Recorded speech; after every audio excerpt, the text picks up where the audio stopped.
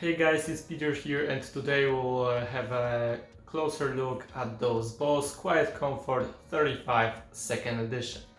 So let's get into it.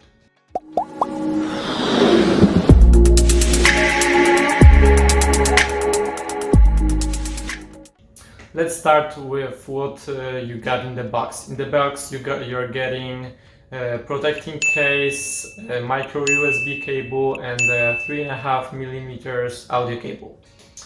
Those headphones are generating about 20 hours of playtime, however you can get 40 when you're disabling noise cancelling, so that's nice.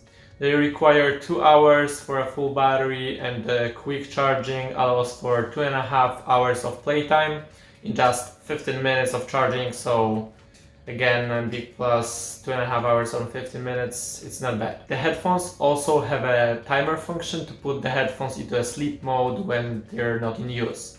Connection on those is very good and strong. Doesn't matter if you have your phone in your pocket or across the room. Connection is great and it will work smoothly. If call quality is important to you, those won't let you down. I promise you, call quality is very good. On top of all that, when you turn them on, they seamlessly connect with your phone or other devices, so that's a big plus, and it's pretty quick. In addition to the previous generation, we got a Google Assistant button on the left side right here, which is always nice, for a quick question. And of course, noise cancelling on those is very good, like you will probably expect from the Bose. And the base price for those is $350. So yes, overall those are really great headphones. And yeah, build quality is also really good, they will last, that's for sure.